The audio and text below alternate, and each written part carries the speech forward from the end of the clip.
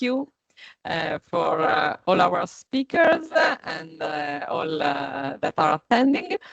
Today, our aim is to share some experience about climate change in agriculture from insurance sector perspective and more broadly, financial sector perspective, because we will share the results of a live co-funded project, which is called ADA, so Adaptation in Agriculture. And sorry for the line that is quite disturbed, because, yeah, there is a bit of confusion here.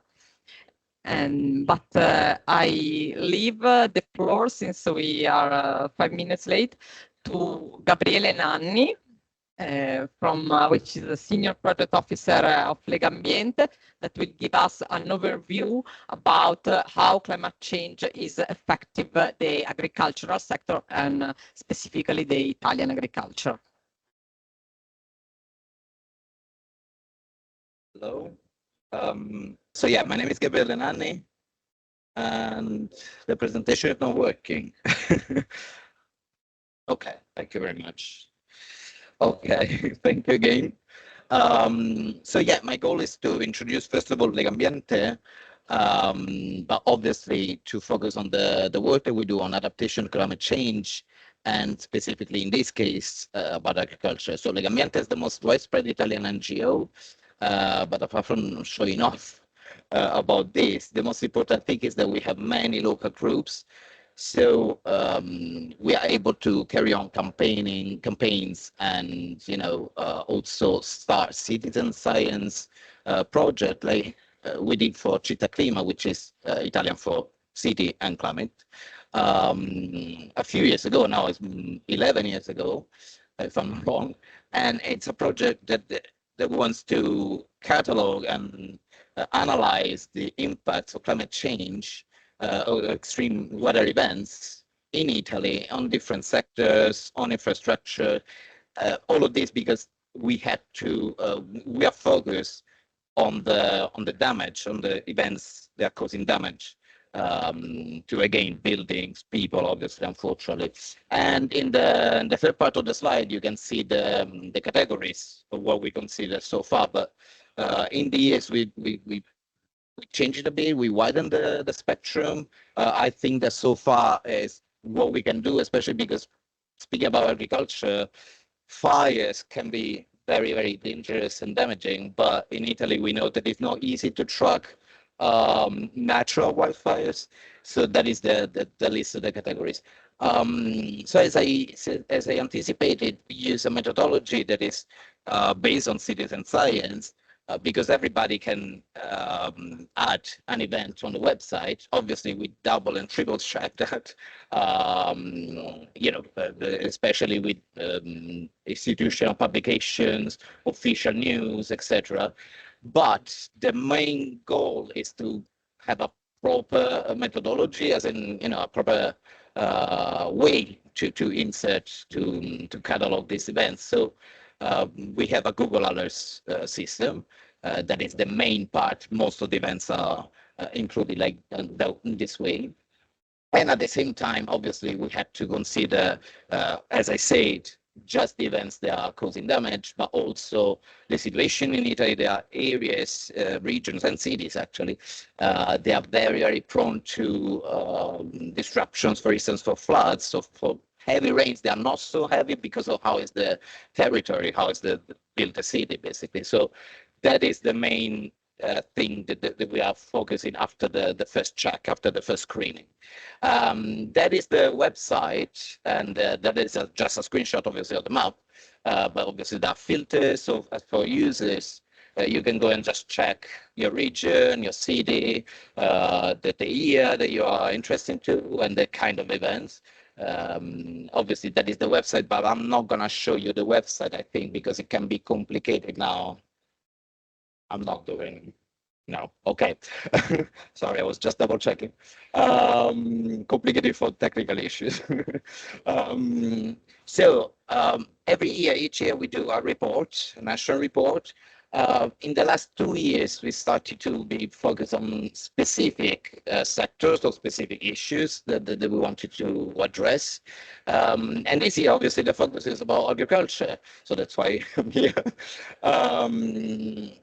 And this is a very, very quick sum up of what we think are the most important data and the most important information coming up. So basically, well, obviously we show information and we take parts of the reports from the international scenario. So we show what is going on in the world, the projection of loss in yields and production of food. And also we have our data. So in the second and the third plot, we see that the quick sum up of the events that cause damage to agriculture are like 7.54% of the total, just between 2015 and 2024, because we started to consider more these 10 years, because they are more, probably the data that we have are more substantial. So we are focused on these last 10 years. And then the last 2 years, which is another goal of the whole project, to show the trends, to show how this is incrementing, increasing so much and in specific areas. So in the last 2 years, we have 79 events of all the total. So it's really, really, really a very high level of damage caused by extreme weather events in agriculture. And then we have obviously a sum up of what happened, or the bad events, because they really, really cause a lot of damage, as in economically damage, but not just.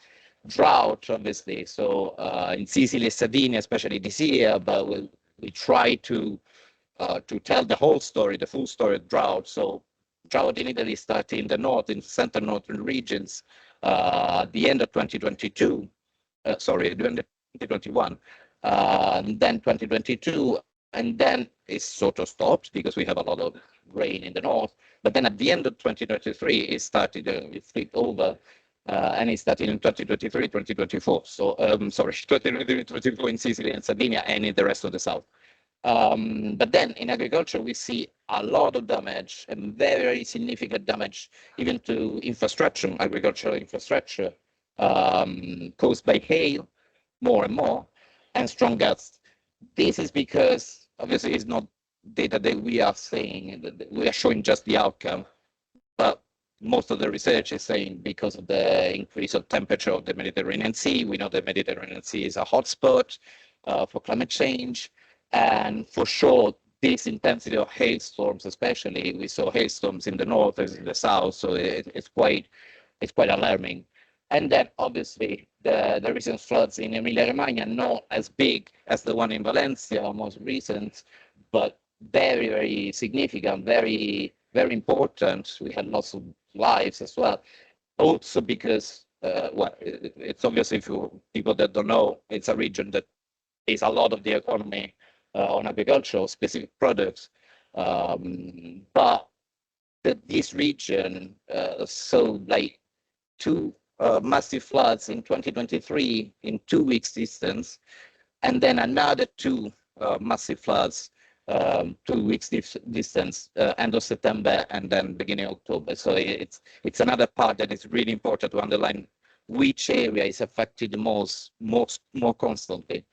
And then obviously we have an overview of the situation as in politically, or at least in the policies. So for sure, sorry, before I forget, the Italian regions, obviously we highlight what is the situation in specific regions, again, to underline that the territories that are seeing the most of the damage, and the shifting and the extreme conditions I was telling just before in the previous slide. Also the hailstorm story.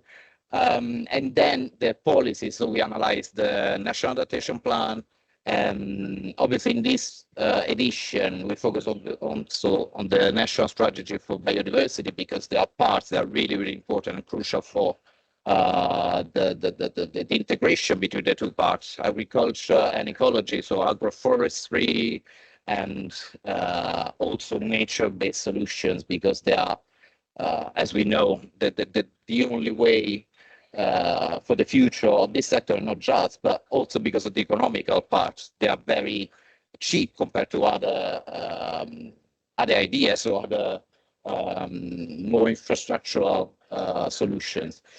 So yeah, this slide basically is summarizing this, and also wants to underline, as for any other work that we do in this project, Città Clima, that there are opportunities emerging. So we have to take these opportunities and work in a cooperation fashion between, in this case, people that work in agricultural sector and people that are just seeing the outcome, so the food production, so people, and obviously the defense of the safeguard of the territory.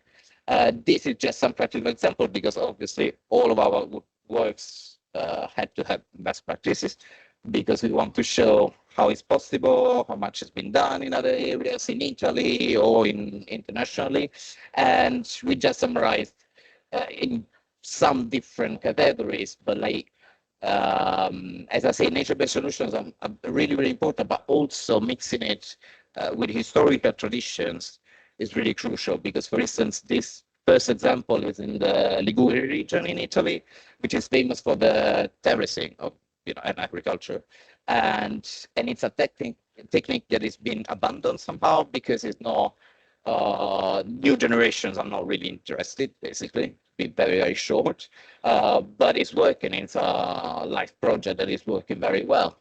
And then, yeah, I just go quickly that there's a life pattern that will be talked about very much, but I want to underline the final part, also technologies, because especially in this sector, it can be crucial, because we can analyze with interactive maps easily how's the situation, the condition of the crops, but also the water, the forecast, what we can do, and how to act quickly. And this is it for me. Thank you very much, and I leave you the stage.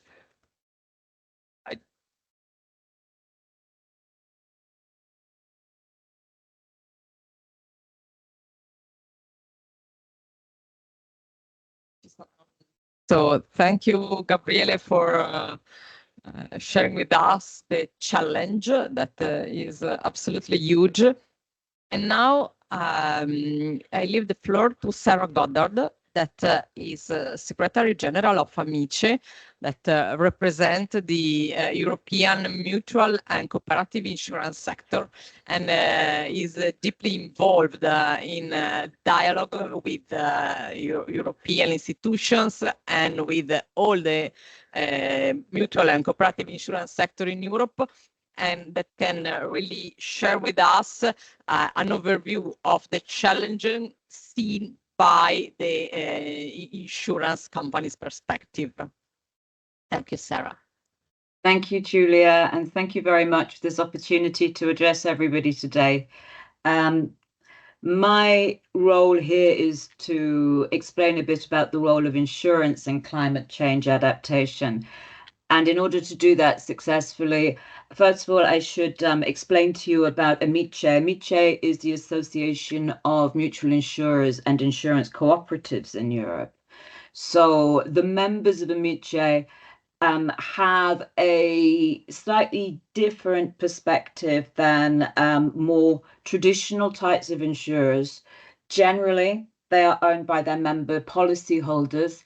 So rather than there be a pressure to issue quarterly dividends, for example, the focus of all their activities is for the betterment of the policyholders. So all benefits from activities go to the policyholders themselves, and those members are part of the democratic governance.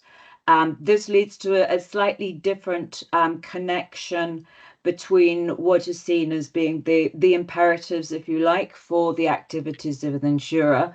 And that includes the contributions that are made to markets through these types of diversities, to economies because of the long-term orientation and the contribution to the diversity of business models, and that provides resilience. And resilience is actually one of the most important factors, the important terms that we have, that we bring to these discussions, and that in particular the views that we bring to looking at aspects such as food security.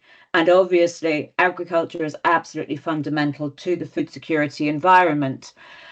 This also means that the members have an embedded view towards society, to be engaged in societal activities and to be engaged in them for a longer term.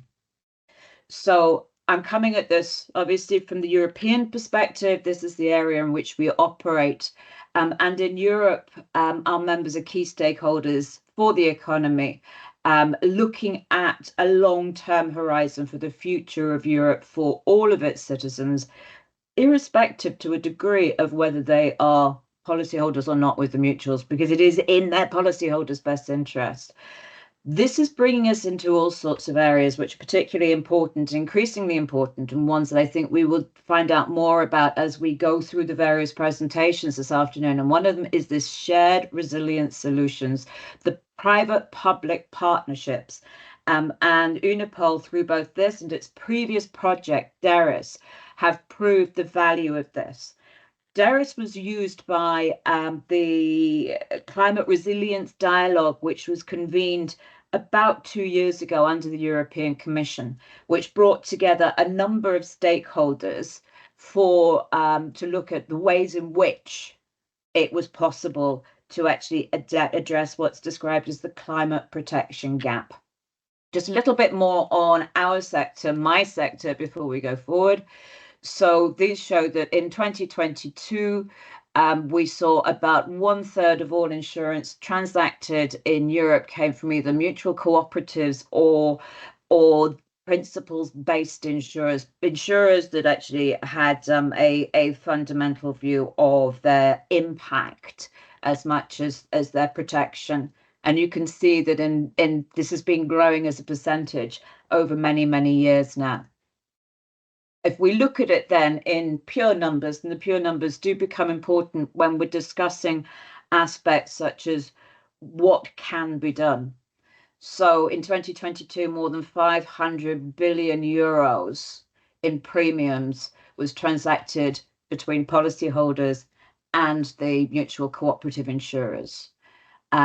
They also, as in not just my members, but the wider community of the mutual and cooperatives, had assets under management of 3.67 trillion euros. And there are approximately, well, more than 500 million policies actually issued in that year by the mutual and cooperative community. So let me move now on to the climate resilience dialogue. This has the stated intention of developing common practices, developing voluntary commitments, but looking at best practices and the intentions of being able to tackle the climate protection gap.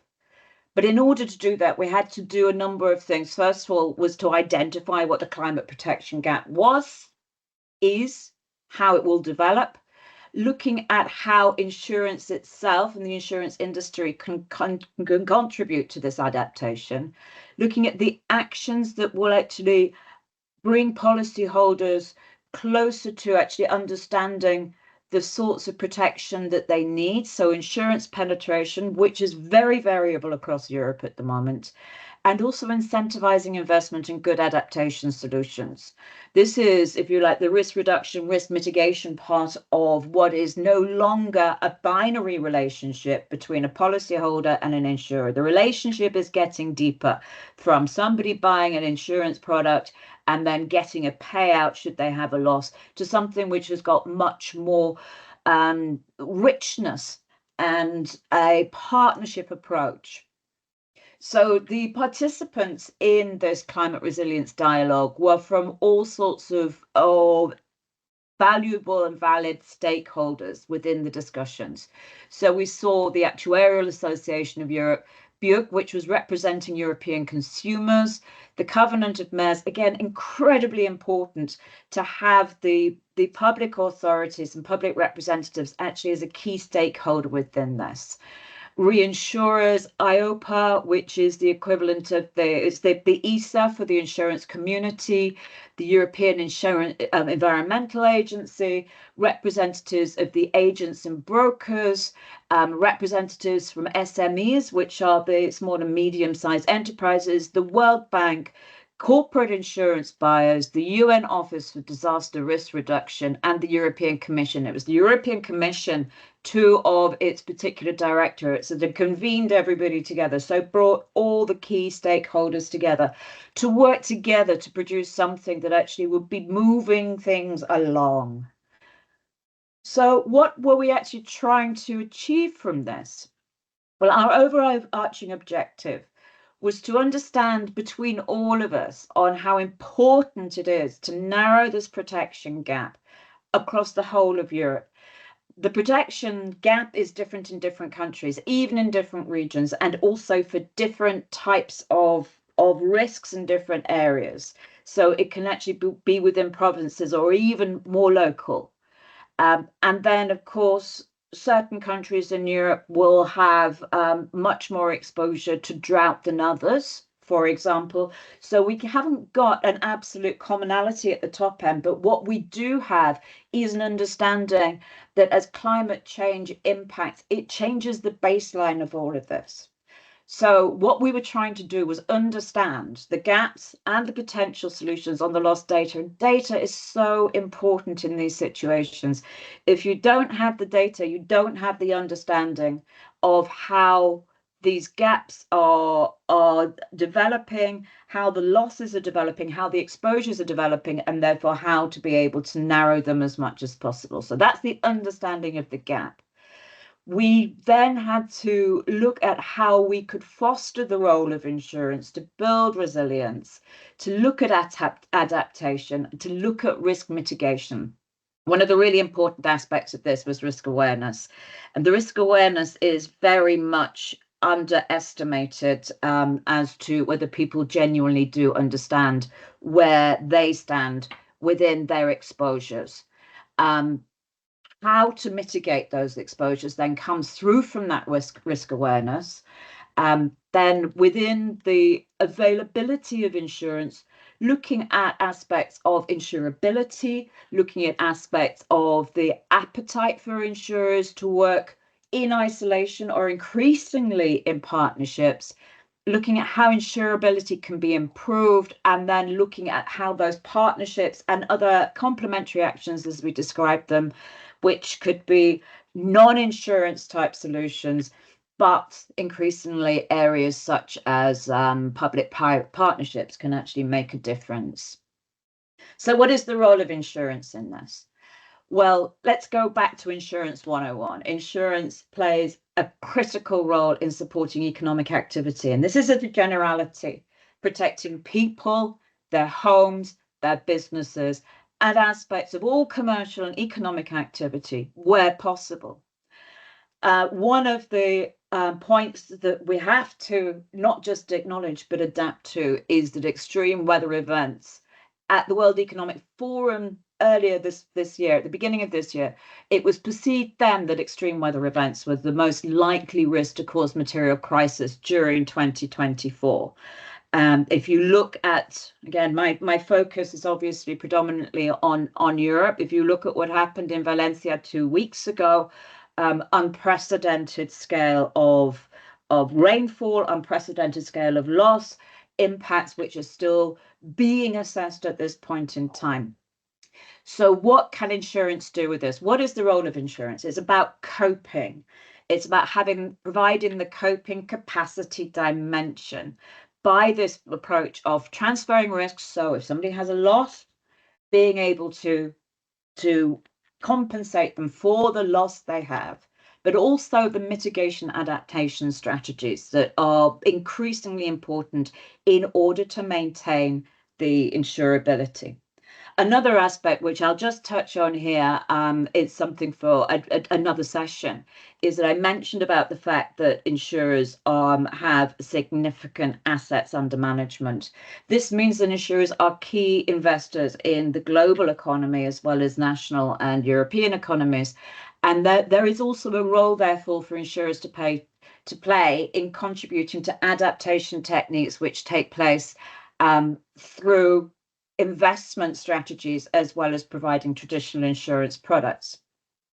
One of the things that was identified, and I think is something that's worth actually bringing to everybody here, is where the supply side, the insurance side, and the demand side, the policyholder side, where they're drivers of climate protection gaps. So why do we see there being protection gaps at this point in time, as identified by the resilience dialogue? So on the supply side, it was difficult to look at the understand where there's information problems. So what we're describing as adverse selection. So where we have things such as when people have experienced a loss, they are more likely to buy insurance. But then you've got moral hazard as well. And moral hazard could be and it's been particularly noted in certain countries. There is an expectation by businesses and citizens that if there is a climate-related loss, particularly the extreme losses that we've been seeing, particularly in 2024, the governments will step in. This isn't necessarily the case. That isn't actually the social contract which exists. And if that social contract doesn't exist, and if there is an expectation, then there is a fundamental problem. The demand side of that then is low levels of risk awareness, what the risk itself is, and knowing not just what the risk is, but what the coverage options are. There's the reliance on government support, and then also a lack of awareness of what insurance products are actually there, what your cover provides, the so-called insurance illusion. And then the lack of clarity that we have identified with certain policy wordings. One could personify it with that some of us talk insurance and some of us talk a slightly different language, and our lexicons don't intersect. That provides a fundamental problem. The perception and the comprehension of insurance products at times, despite the fact that there are directives in place to try to demystify or make more transparent what insurance product actually covers. That's not necessarily always appreciated by the policyholder or understood by the policyholder. Please be aware, I'm not in any way blaming policyholders for not understanding insurance contracts. It's more a case of we need to look at where we can actually come together. We can create more true awareness of what the products do or don't cover. In certain countries, that is done by having multi-hazard products. That's not possible in other countries. Affordability is a big issue. And then also the straightforward trust relationship between the insurance industry and the policyholder. On the insurance side, other challenges are about the legal framework, the regulatory framework, where there may be barriers to being able to bring some of the products forward or produce certain products, a limit to insurability. Again, a basis of insurance is if something is a certainty, it is actually legally uninsurable. That it is legally not possible to insure something that's going to happen, that where you have no risk factor. There has to be a risk aspect as well, and that can create barriers to being able to protect from the impact of climate change in particular. The other challenge that is increasingly manifesting itself is just the capacity, the capital within the insurance markets to be able to provide the sorts of products that could bridge some of these protection gaps. And some of that is directly from the insurers. And then sometimes it's one step behind, where the reinsurance capacity is getting more constrained, getting more expensive, or that the attachment points, the level at which the reinsurers start to pay out are so high that the insurers cannot take that particular band of exposure. So I'll just speed this up because I know that we're short on time now. The findings that we had within the climate resilience dialogue, and let me remind you, it was focused specifically on Europe. Europe is warming at twice the global rate. We have a trend of increasing frequency, duration, and severity of weather events. And irrespective of targets being met or not met, this will continue. This trend, this increasing trend will continue. This year in particular, we have seen an unprecedented number of mid-range natural catastrophe events. So not just the ones that create a huge loss, such as a huge hurricane, but actually a lot of the medium loss ones. And what is coming up more and more is hail. Now, hail wasn't actually brought into the CRD because there isn't that much data around it. That work is being done now outside of the CRD. We know that resilience is absolutely vital in order to be able to bridge the gap. And it became very clear that the risk awareness on climate exposures is far too low. There's not enough access to information on risk and risk prevention methods. There are not enough tools providing clear information on these measures. And there needs to be a lot more knowledge, and therefore the preparation that comes out of the knowledge in order for the exposures to be adapted to, and for people to be able to feel more secure when they're looking at their exposure to climate change. So data is an absolutely vital element of this. The measurements cannot be done unless the data is there. We also need to ensure that within the partnerships that are becoming, that are developing out of the CRD, out of the climate resilience dialogue, that the insurance element is part of this coping, but it's not the only part of the coping capacity.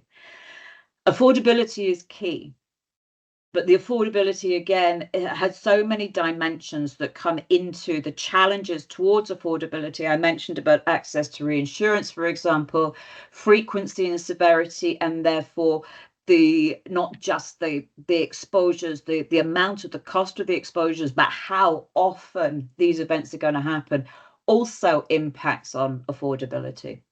We found that we need product clarity and product simplicity so that more people will take up insurance because they know what they're buying. And we need to make sure that more stakeholders actually get involved in climate resilience investment. Traditionally, this has been something that has been the wherewithal of the public authorities, of governments. But actually, in order for this to be able to be continuously advanced, there need to be new mechanisms, there need to be improved mechanisms that investments can come from a wider variety of sources. Ultimately, though, cooperation is needed through every stakeholder to make sure that the risk reduction and the risk management is actually effective and efficient and protects. That's what this is all about. It's about protection, it's about resilience, it's about sustainability. So these different roles of the different experts across all sorts of areas are absolutely vital to make sure that decision making is done in the aspect of having a 360 view, but not just that they're able to bring the different stakeholders together. And the dialogue was amazing in this respect, because we found that as different stakeholders, we began to really understand what the challenges were for each of them. And therefore, I come back to this really vital point, this really vital word, the partnership approach. The public bodies, though, do have a role to play. There is now uninsurability.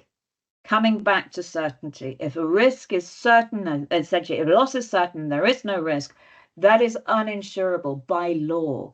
So the public bodies, as well as being in the partnerships for wider activities, need to have a role in being able to continue to be involved in uninsurable risks, but working in partnership with the risk takers and with the policyholders so that those uninsurable risks are properly managed. So our findings, just to conclude, risk sharing across all economic actors, to increase affordability, to increase insurability. And this ultimately can lead to levels of mutualization, for example, through pool techniques. Valencia, for example, is a good example of that. They have their consorcio in Spain, which is fed in by all of the insurance policies. There's an amount of each premium that goes into the consortium, or each relevant premium which goes into the consortium, and that is actually what is going to be paying and is continuing to pay at the moment the majority of the insurance claims in Spain. We need expertise. We need the key stakeholders and the experts from all the relevant areas to be part of this decision making. The collaboration that I've spoken about. And looking at all stakeholders having detailed actions. These you will find if you go online and search for the Climate Resilience Dialogue, you will find the detailed proposed actions for all of the stakeholders involved, which gives, for the first time, a clear view as to how the partnerships can work. Finally, for insurers, the key findings from the dialogue were that tailored approaches are required. Risk awareness and financial education is absolutely key to showing the value of having these sorts of approaches and protecting people, their homes and their livelihoods from the impact that climate change is increasingly having. Data sharing and modeling, absolutely vital. And customer support and risk-based incentives. One of the things that we did identify was that if customers are taking specific actions to lower their risk, increase their protection, then those actions really should have a benefit back to the customer. So that could be something in the lines, could be, not necessarily should be, but could be in the lines of premium reductions, for example, or maybe additional coverage, all sorts of aspects that could actually improve can reflect the benefit and the better approach that those customers are taking towards their exposures to climate. So with that, I shall finish, and thank you very much for your time. Okay, so you should hear me now. So we are going a bit more in practical, facing those challenges. The Unipol Assicurazioni, which is one of the leading Italian insurance companies, has been committed since 2015 in searching for some solution to support the resilience of the economic activities and the agricultural activities in front of climate change. So now we are sharing the results, some insights on life ADA projects with Stefania Faccioli, which works in the sustainability team of Unipol Assicurazioni and is the project manager of ADA project.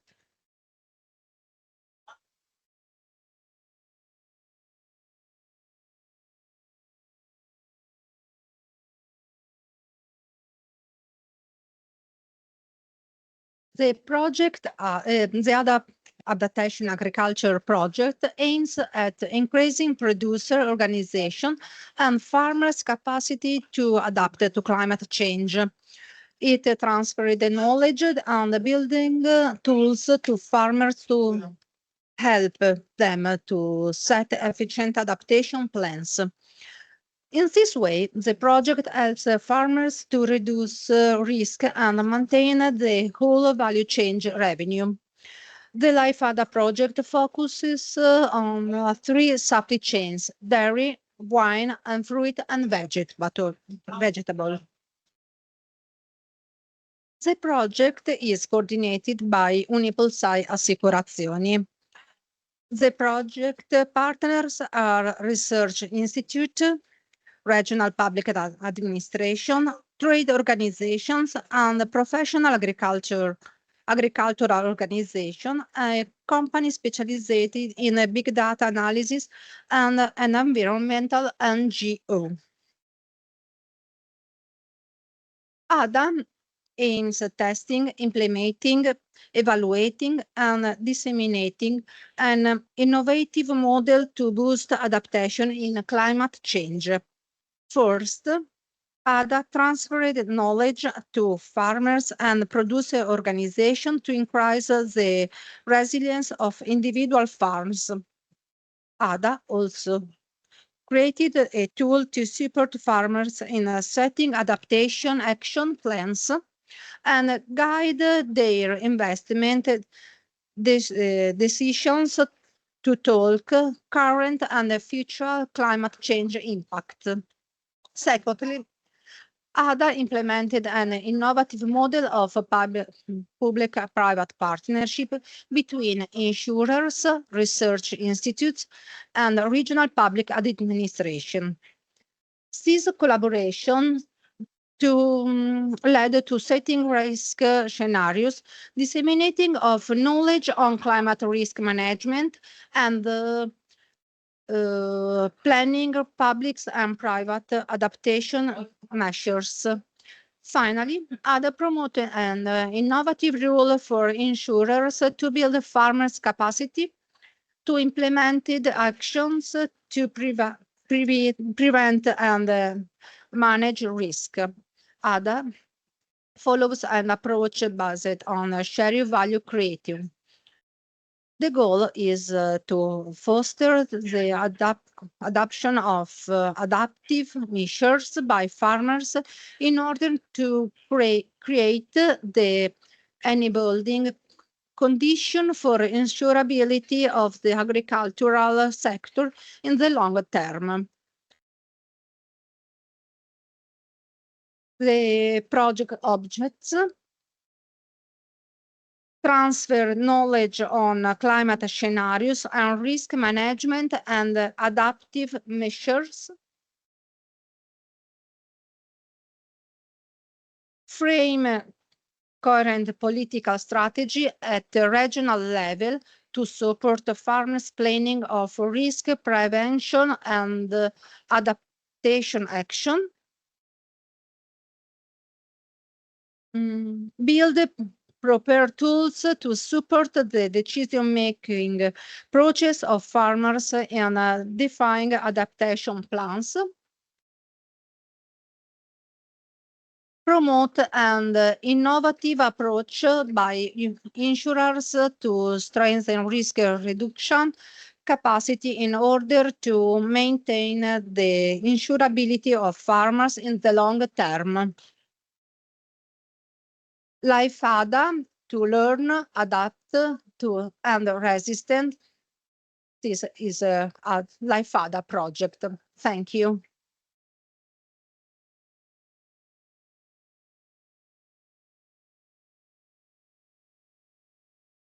Thank you, Stefania. Life ADA has been a challenging project, and now we want to hear the experience of one of our partners in the project, that is the CAI, the Italian Confederation of Italian Farmers. Here with us is Alessandra De Santis, which is the head of the office in Brussels of the Confederation, that will share her vision on the CAP, the risk prevention in agriculture, and the lesson learned from the ADA project. Thank you, Alessandra. Thank you. Good afternoon. Thank you for this opportunity. Yes, I'm Alessandra De Santis. I'm responsible for EU affairs for CI Agricoltori Italiani, one of the main Italian farmers association. So we already heard about all the challenges that the agriculture and farmers are facing nowadays. Economic, social, and climate challenges, of course. Legambiente gave already to us an overview of what's happening on the field because of climate change. So one of the main priority for the sector right now, it's really managing climate risk. We are indeed we are calling for an EU climate adaptation strategy for agriculture agricultural sector, including improved risk management tools.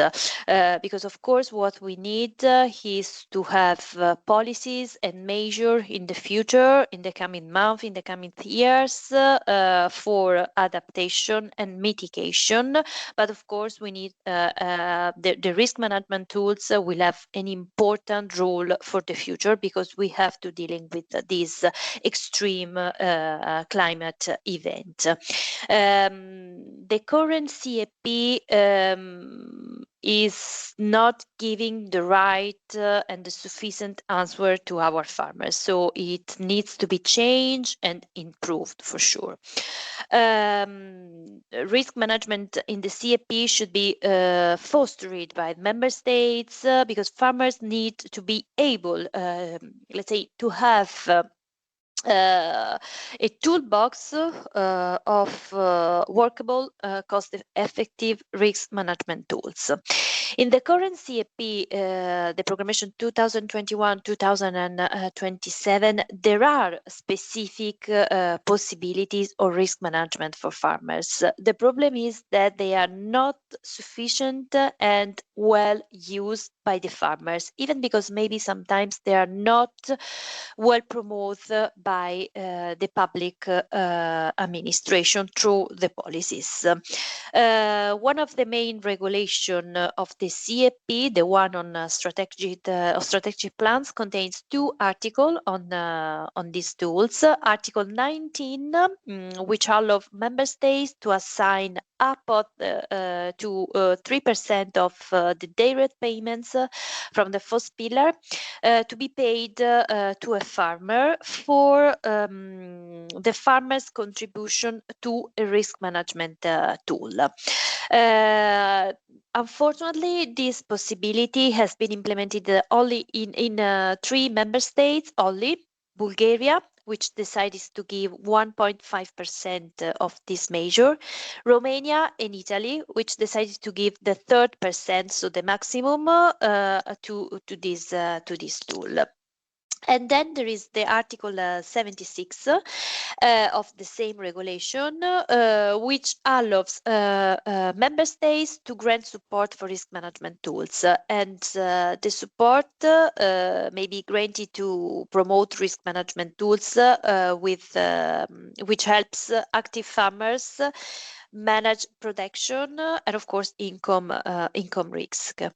Member states may grant support for different types of tools, including income stabilization tools, financial contribution to premiums for insurance schemes, and financial contribution to mutual funds, including for the administrative cost of setting up.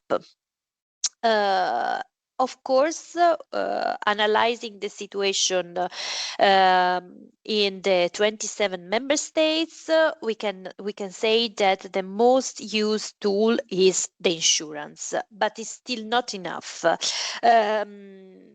For instance, the Article 76, if we look at some data from the European Commission, is used in only 15 member states. And EU data say that the average in EU of farmers supported by risk management tools are between 15 and 21%. So this is an information very important, which proves that something has to be changed. So, and now is the moment, because we are starting to discuss about the future vision of the future of agriculture, and we will start the debate on the future CAP post 2027. So that's the moment to create new measure and new tools for farmers to be able to dealing with especially climate risk. If we look at Italy's situation, although we decided to create the specific tool using a mix of money from the first pillar and the second pillar, 30% from the first pillar and the 70% from the second pillar. And we created a system called AgriCat. We are still facing with some difficulties, and farmers are not receiving the money that the payments that they should receive. So it means that we need to change it, even if it was a good idea at the beginning, and it was Italy pushing to have this measure in the legislation. We still have to work on the implementation of the measure, and of course, it means that we have to find a better combination between private and public partnership to give the right tool and the right support to farmers. What we learned from Life Ada project, I believe it's how important it is to share information with farmers on climate risk first, but also on the tools and instruments that they can use to adapt and to combat climate change. And of course, we are talking about measure that they can put in place at farm level, but of course the most important it's all the role of insurance, for instance, and for this we believe that it's important to inform farmers how it is important nowadays to create and to be to have an insurance to manage the climate risk. In the future, of course, as I said before, we need measure for adaptation and for mitigation, but we need to educate and to inform how important it is to have these risk management tools and to use it.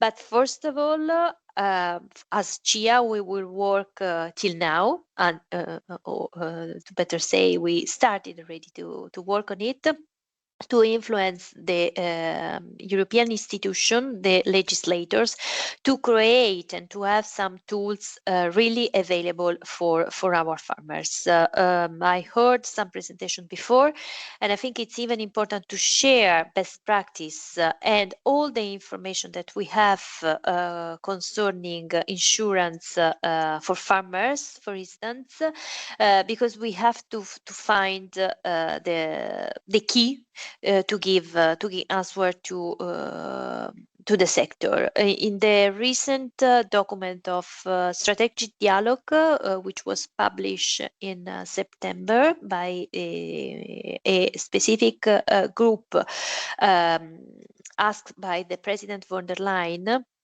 to started to understand which are the priorities for the sector in the future. Risk management is part of this document. So it means that everybody knows that this can be an answer. At Brussels level, we are even talking about a third pillar of the CAP, which can be the risk management pillar. So that's show how important it is to find this kind of tools to give answer and solution to agricultural sector to deal with climate risk. Thank you. Thank you so much, Alessandra. Now I introduce myself. So I'm Giulia Valogani, Sustainability Manager of Unipolsai Assicurazioni and Project Supervisor for ADA project. And I will share with you some of the lessons learned from the project from an insurance perspective and the guidelines of for insurance sector that originated from the project. So we started to think to ADA project in 2018, 2019. So years before the EU taxonomy for the insurance green activities and before the climate resilience dialogue. So now we can say that we are perfectly in line with the vision of the EU taxonomy and the and that the project aims and to cover the gaps that Sarah identified and the climate resilience dialogue identified. So it's good news, but the other aspect is that during the project we experimented how this theoretical approach is difficult to put in place. Sarah showed very well that there are critical points in the demand side of insurance cover, and I think to the specifically to the agricultural sector, we saw that if farmers are generally aware of the climate risks, probably there is a more limited awareness of the comprehensive view of the phenomenon and the trends and how its consequences will impact in the medium long term.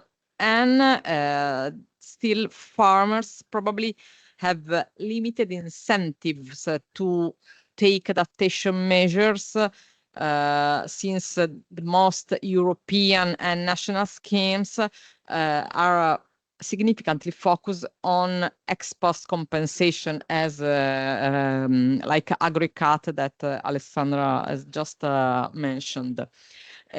On the supply side of the insurance cover, we saw that even if there are lots and lots of adaptation measures, the complexity of the insurance model and the rapid evolution of climate risk mean that the type of measures that are considered in the insurance model, prices and tariffs models are still limited.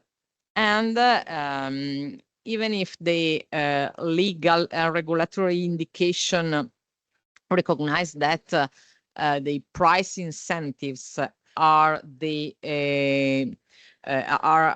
fundamental element in promoting the insurance and the adoption of adaptation measures, we may say that practically is not always possible identify a proportionality between the investment for an adaptation measure and the price incentives that the insurance company can provide purpose to their customers. So yeah, there are some critical points even that even we identified during the project.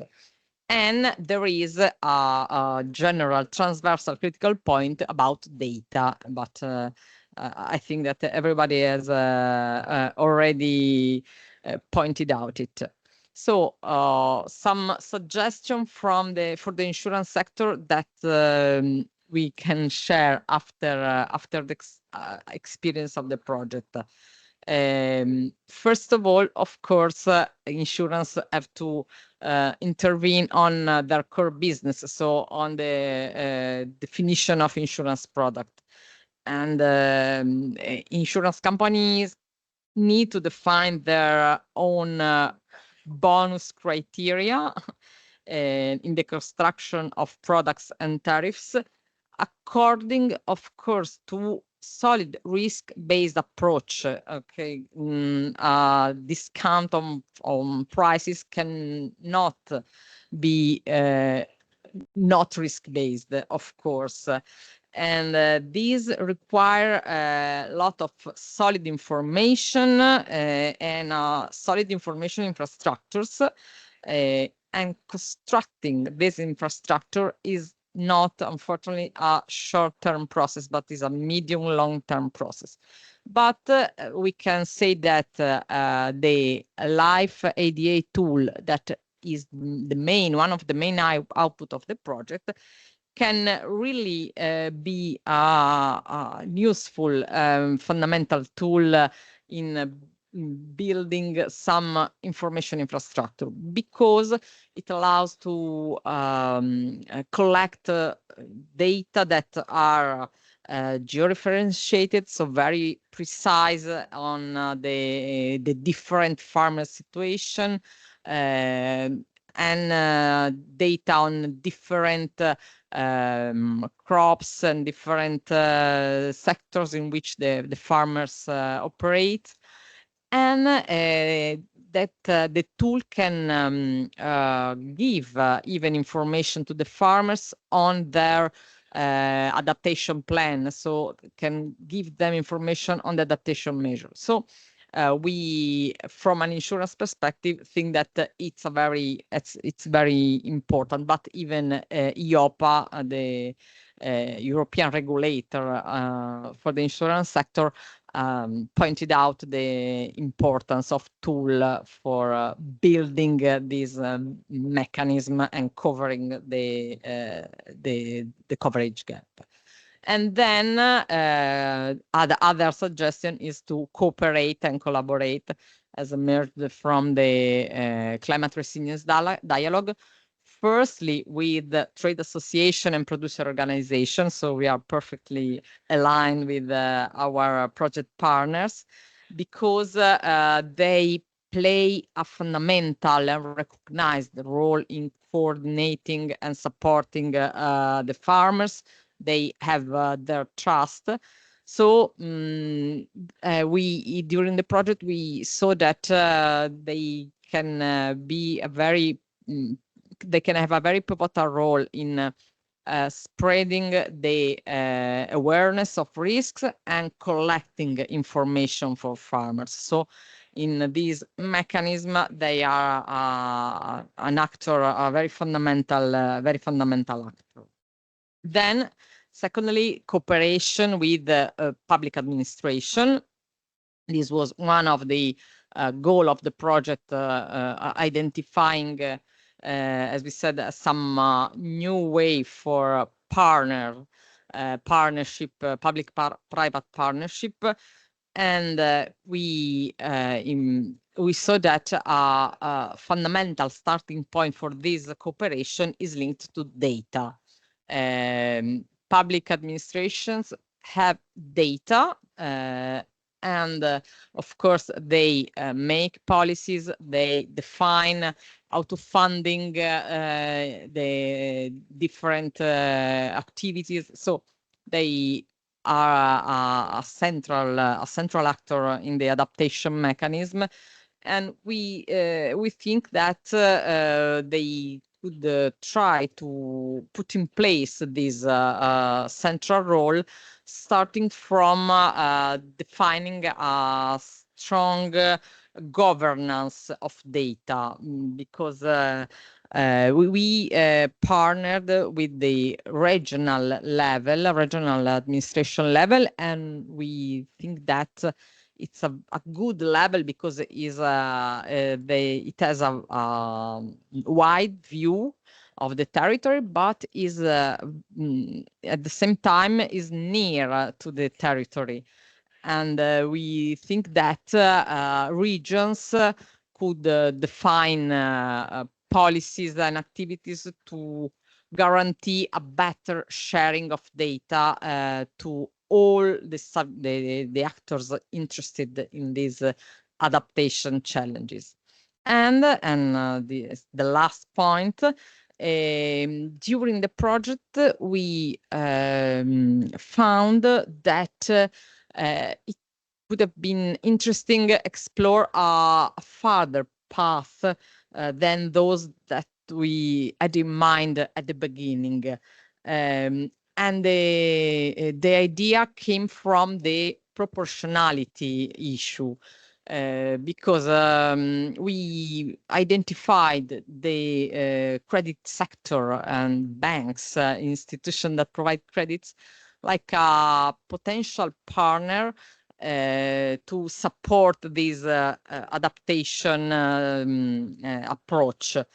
In fact, I mean, we saw that insurance prices and tariffs may not, or incentives may not be so crucial in supporting adaptation measures investments, but the institutions that give credits could be interested in supporting the adaptation measures because, of course, they are as institutional investors mainly in the EU taxonomy framework. They are interested to finance the sustainable transition of the economic system. And at the same time, they can have less risky players in their portfolio and therefore potentially more solid players in their portfolio. So we think that the institution, the credit institution, could be a partner, an actor in this framework, that they can help to close the loop and facilitate the adaptation. In this way, partnering with the banks, the insurance companies may take into account, when they calculate the premiums and any price incentives, the action that have been identified and financed by banks, because they can have the guarantee of their effective realization. That is another key element in order to provide an price incentive from an insurance company.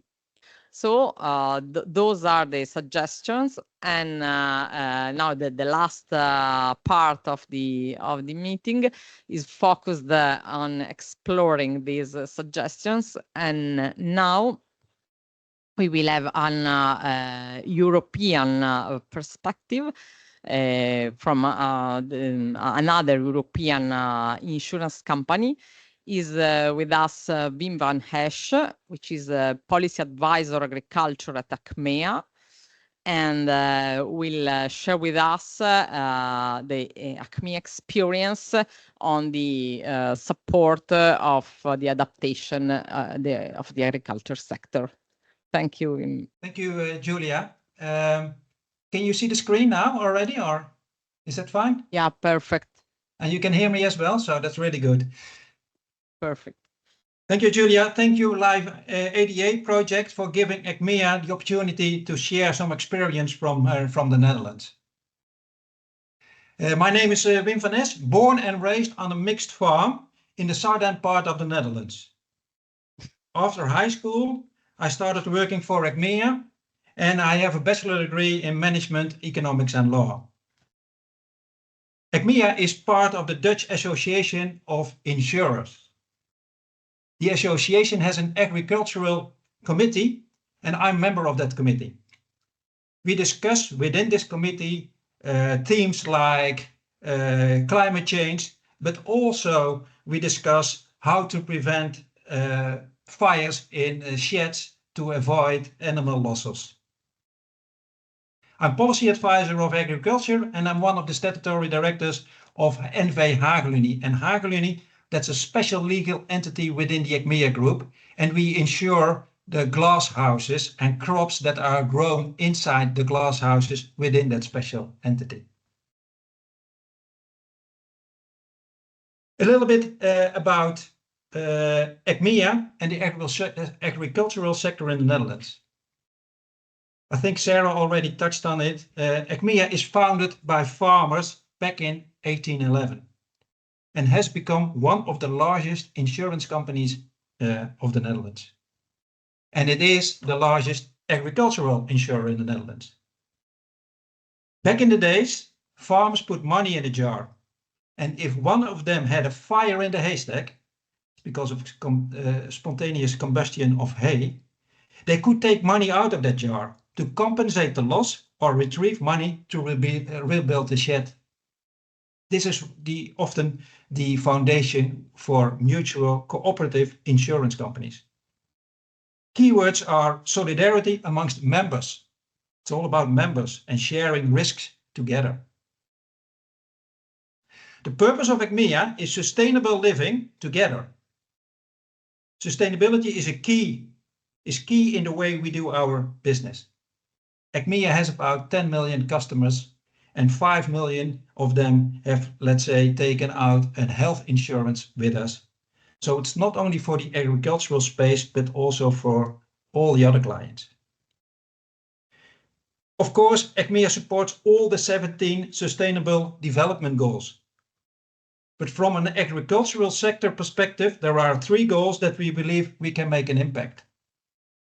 The first one is number 3, the good health and well-being. Food and flour contribute to the health and also to the happiness of people. It's really important. Sustainable cities and communities has to do with the availability of affordable and also a varied food for the communities.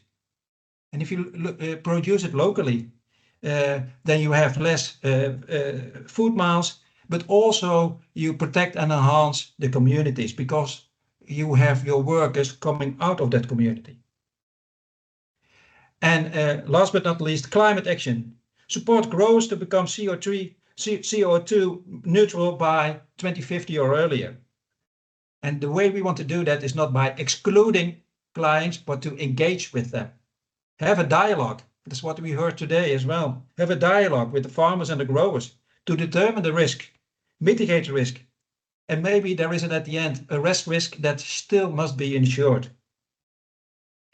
And what we can bring to the table as an insurance company is the knowledge that we have, because we often see where it goes wrong. And we want to share that story with our members so that they can prevent that the same will overcome them as well. Now a little bit about the Netherlands. It's number 133 on the list of, if you look at the largest sizes of the countries.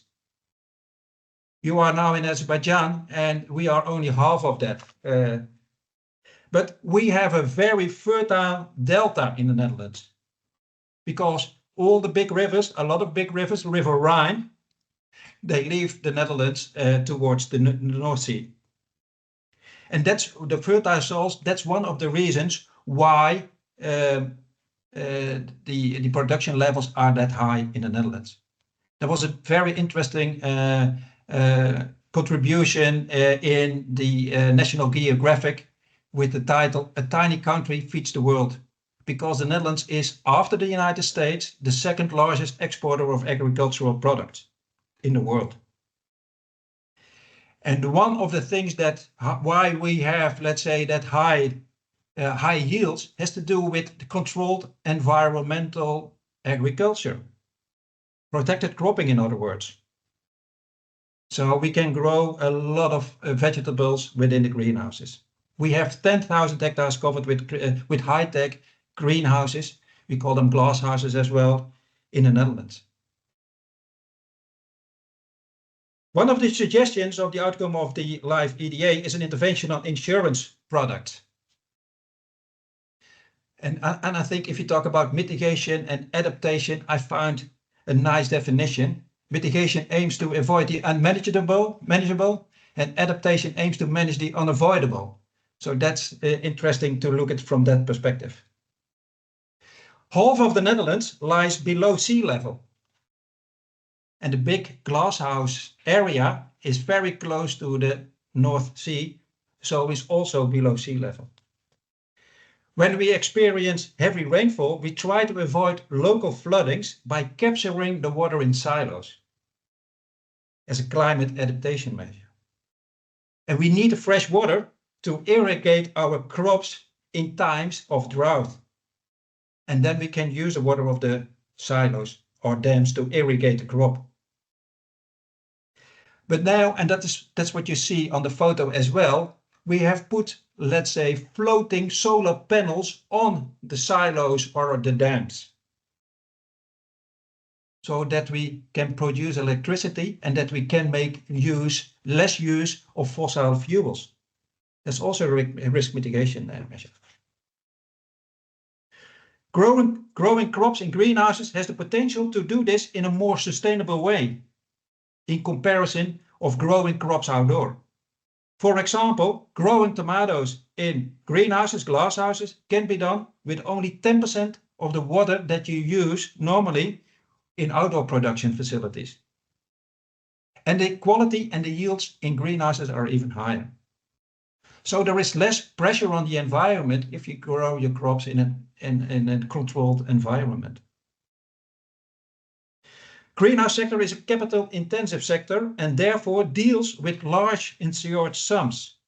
Generally speaking, there are only a limited number of insurance companies who have an appetite to insure this type of business in Europe and also in the world. Hageluni, one of the companies of Acmea, has more than 100 years of experience to insure the high-tech glasshouses and has this appetite.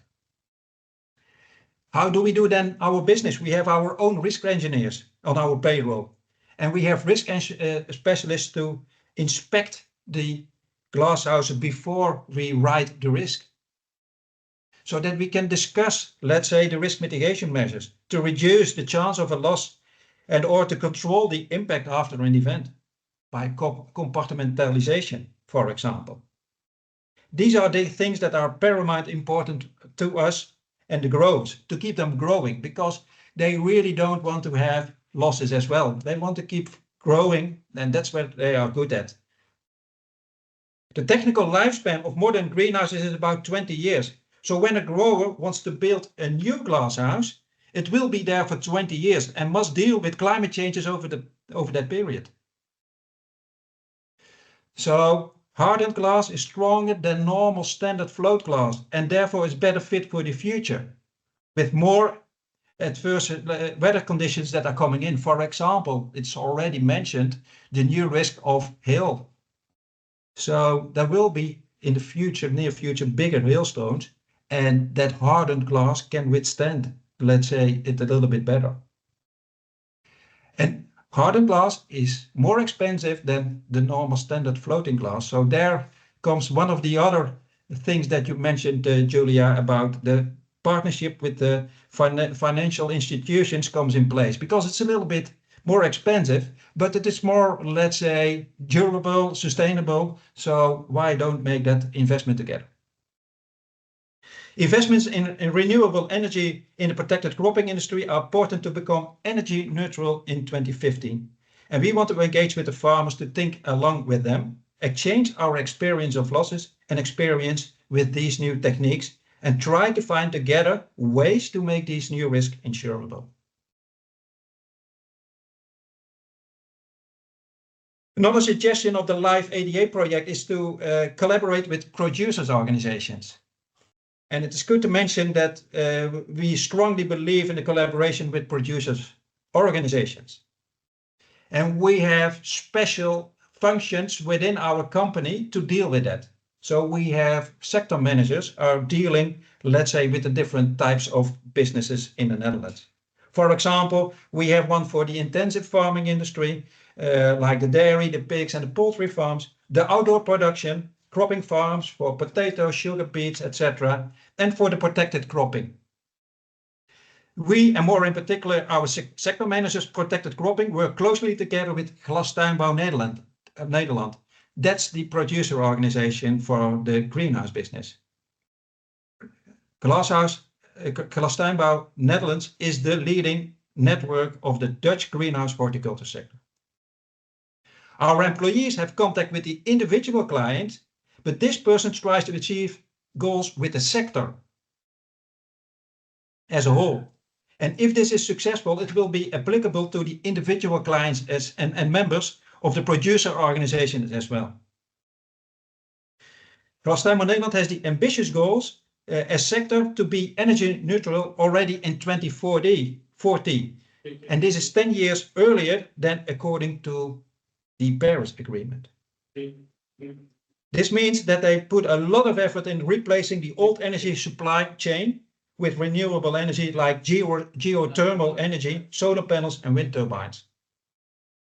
Our sector manager brings in our expertise of our organization as a whole to share our knowledge, think along with the sector and find ways to producers organizations to mitigate the risk and make the transition work for the sector and therefore for their members and the individuals. Another example is the close collaboration of ECMEA, Hagelunie, with the organization of greenhouse glasshouse builders, the AVAG. The Dutch greenhouse builders build all over the globe. And AVAG liaises closely to government and knowledge institutes like TNO, Wageningen University and other universities around the world to share the knowledge. The greenhouse builder wants to build a greenhouse that fits the requirements of the grower, but also that the grower can insure the greenhouse. It is important for the builder that the grower and the insurer have a good understanding of the underwriting criteria of the insurer. So at the end, the greenhouse builders want to build better, stronger and more resilient greenhouses, glasshouses. To avoid the problems with the insurability of the assets with high value, as an insurer, we want to be involved at the design phase of the greenhouse or building. You can make that also. When banks know about the investment plans, they have to direct their client to their insurer to end up with an insured greenhouse. And that's an important condition for the bank to provide credit for the investment of the grower. We want to guide the grower and the builder towards a more sustainable greenhouse, e.g., for example, fire retardant screens in glass houses and the already mentioned hardened glass, to deal better with the change of the climate.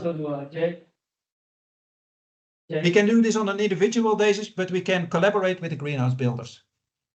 That's what this slide says. Another topic in the collaboration with the government is the collaboration with the government.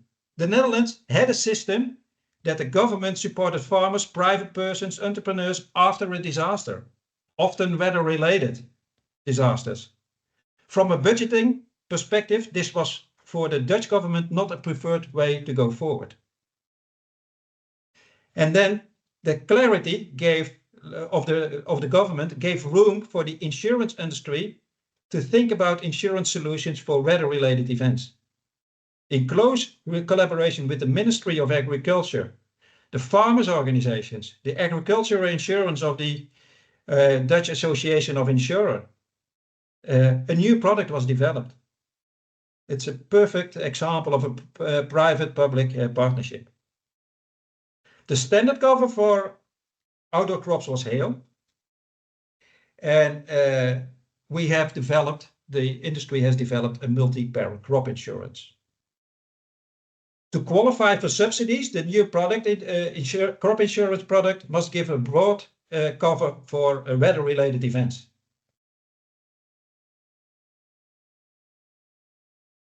And there must be at least a retention level of 30%, so the maximum payout is 70%. So there is skin in the game for the farmers still.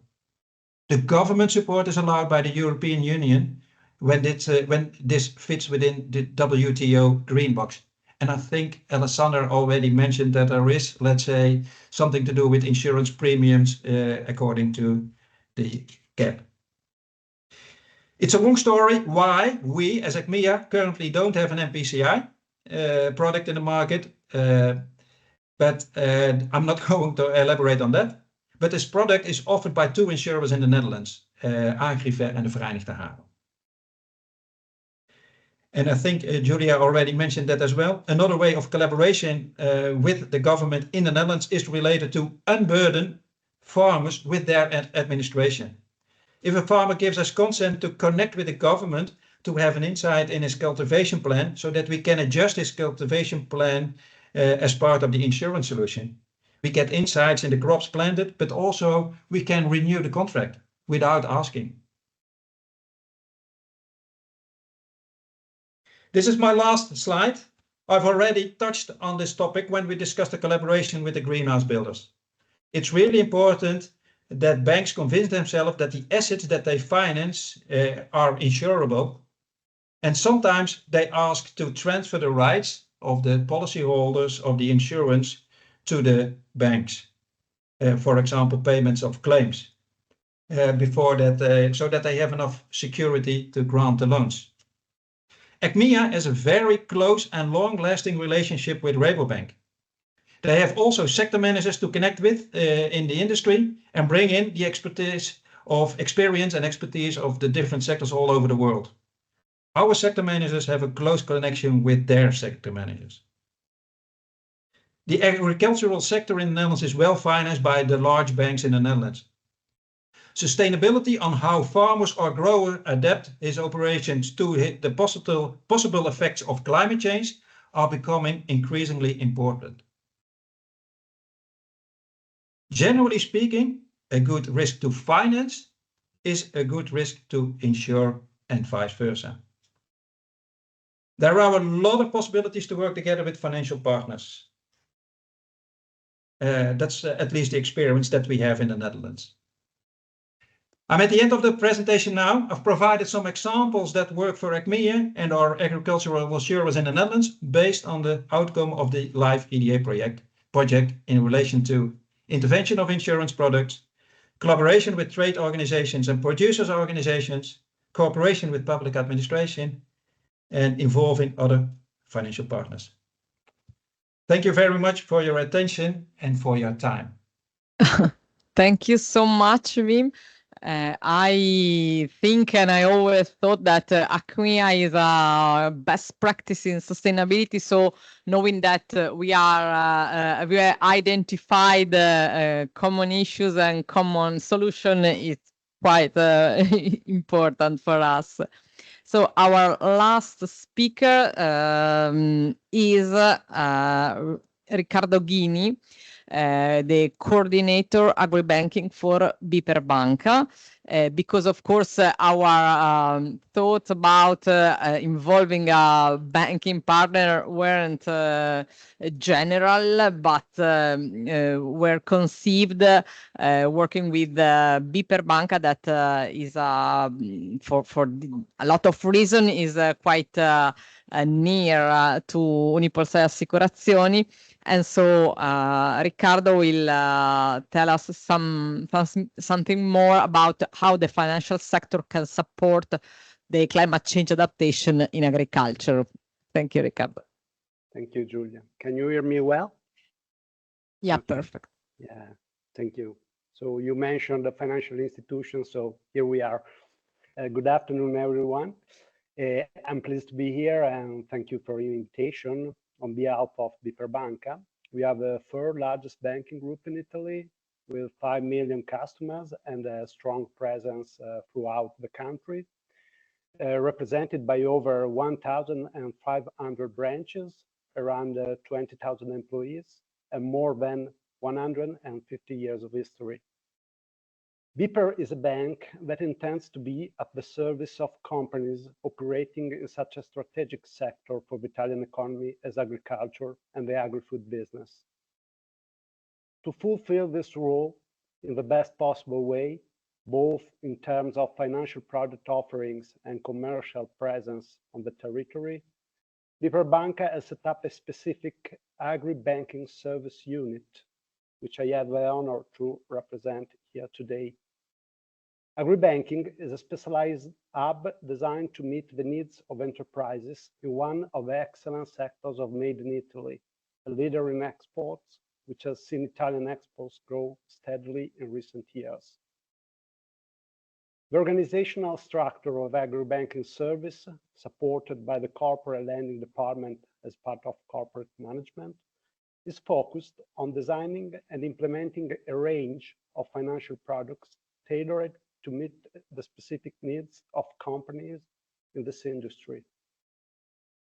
Our goal is to accompany these enterprises on their path of growth and development, supporting them in the challenges and difficulties that, as you said, characterize this particular economic sector. There's no doubt that one of the main challenges today is the impact that climate change has on farms and agricultural businesses. Agricultural production and the existence itself of these companies are strongly affected by the climate, which in our country is increasingly marked by extreme weather events. In order to provide quick and immediate help to enterprises affected by natural disasters and adverse weather conditions, PIPER has created a specific credit facility called Natural Disasters Agri. This credit facility is designed to repair material damage to production plants and properties, but also to provide the necessary liquidity for business continuity following a known material damage, such as reduced or lost agricultural production and higher operating costs as a result of natural disasters. This financing solution was activated, for example, to support agricultural operators in Sicily region, which were affected by a severe and persistent drought in 2024. This drought caused serious damage to the entire agricultural segment, and in particular to the stock breeding sector, due to the shortage of pasture and forage, the consequent increase in supply cost and the death of animals as a result of a lack of water. However, we believe that alongside conservative and post-event interventions, such as the one just described to support companies, there's an increasing need for a preventing approach to the risk posed by weather events. We believe that it is no longer postponable for companies in this sector to start a process that leads to the development of a concrete plan for adaptation and resilience to climate change. This plan should include targeted interventions, also with the support of innovative technologies and precision agriculture. These are the reasons why we enthusiastically accepted the invitation of our insurance partner, UnipolSai, the leader of Life ADA project, which I want to thank alongside the other partners in the project. UnipolSai invited us to actively collaborate in this important initiative to support the sector and the key supply chains in agriculture, to raise awareness and improve the understanding on climate scenarios and risk management. So, what is the role of BPER Bank and financial institutions, and what added value can we bring to the ADA project and thereby to companies? Insurance coverage is definitely an important part of preventing and mitigating risks in agriculture, but is often not enough. Structural interventions within enterprises are also needed to allow for a broader risk coverage. Thanks to the ADA tool, the agricultural operator is guided in defining an effective adaptation plan and is able to identify specific actions and initiatives to strengthen its capacity to mitigate climate risk in the mid to long term. The initiatives needed to increase resilience to climate-related risks identified with the ADA tool can be low-cost interventions. But however, in some cases, they may involve action that require investments from the companies with positive economic return only in the mid to long term. This includes financial commitments, such as investments in netting, as Wim said, photovoltaic systems, or the renovation of buildings, among others. The purpose of our partnership in the Life ADA project is precisely to support the development and climate adaptation plans by agricultural enterprises and their producer organizations. ADA can represent a crucial tool for the bank in assessing the granting of loans dedicating to supporting investments necessary to implement the actions and intervention identified by the company in its adaptation plan.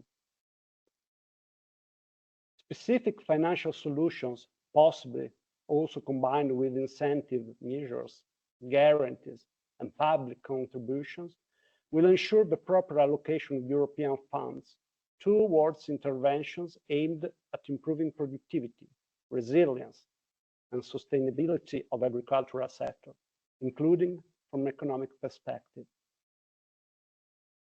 It's important to consider that often the European incentives provided to enterprises to activate insurance coverage and the discounts that insurance companies are willing to grant to companies that implement a climate adaptation plan, these European incentives are not considered sufficient to justify and support the necessary investments.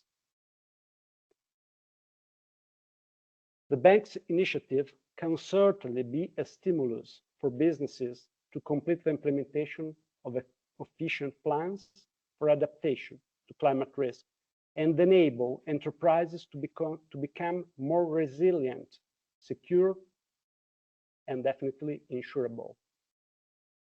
So thank you for your attention. And on behalf of BPER Banca, I wish you a successful continuation. Thank you. Thank you so much, Riccardo. So it seems that there is big room for working together. And yeah, and so I really thank all our speakers to join us in this moment in which we are very proud to present a Life Ada project and results to the COP29 and all these who attended. And good evening to you all.